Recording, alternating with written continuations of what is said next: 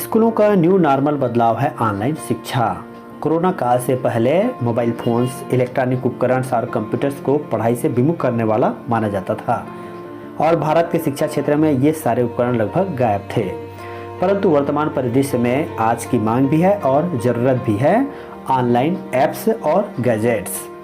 6-6 घंटे तक इन mobile screen पर समय बिताना से न केवल छात्रों में ऊब उत्पन्न हो सकती है बल्कि आंखों और मस्तिष्क से संबंधित समस्याएं भी पैदा हो सकती है।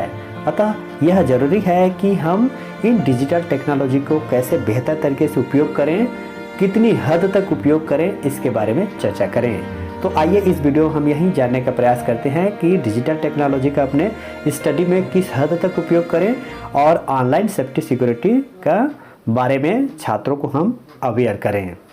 कोरोना काल में ई लर्निंग बच्चों के लिए घर बैठे पढ़ाई का बेहतर और सेफ तरीका साबित हुआ है। कुछ बातों का ध्यान रखकर इनकी लर्निंग और बेहतर बना सकते हैं। मशहूर वैज्ञानिक और लेखक बेंजामिन फ्रैंकलिन ने लिखा है, दुनिया की सबसे अच्छी लर्निंग वो है जो स्टूडेंट को व्यस्त रखे और जोड़े रखे। सिर्फ जानकारी साझा होने से उनमें समझदारी नहीं बढ़ती। वर्तमान में ई लर्निंग से बच्चों की पढ़ाई चल रही है। स्टडी के दौरान बच्चे इसमें मन लगाएं और खुद को व्यस्त रखें। इसके लिए कुछ बातें ध्यान रखना जरूरी है। आइए जानते हैं इनके बारे में। पहला कार्य है डेली रूटीन चार्ट बनाएं। लर्निंग का सही असर देखने के लिए डेली रूटीन तय होना जरूरी है।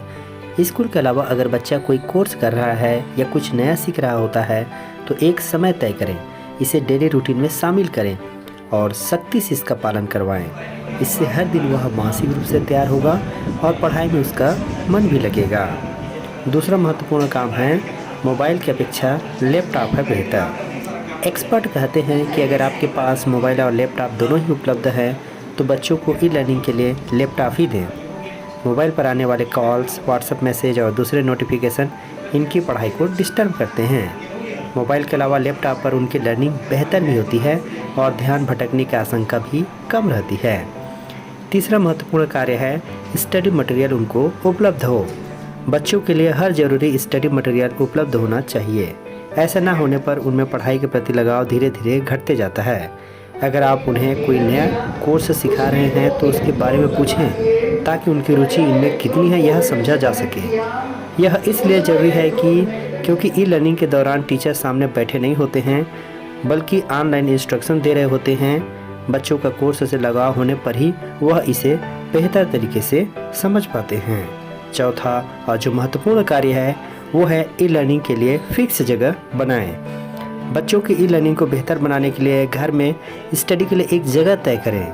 हर दिन लैपटॉप को लेकर अलग अलग कमरे में बच्चे का पढ़ाई करना ठीक नहीं है। इससे उनका पढ़ाई में मन नहीं लगता है। यह जगह ऐसी होनी चाहिए जहां पर घर के सदस्य कम आते जाते हो, शोर कम हो और बच्चों का पढ़ाई के दौरान ध्यान न हटे। जरूरी नहीं है कि बच्चों की पढ़ाई की जगह बहुत बड़ी हो, लेकिन यहाँ पर शांत माहौल होना बहुत ज़रूरी है।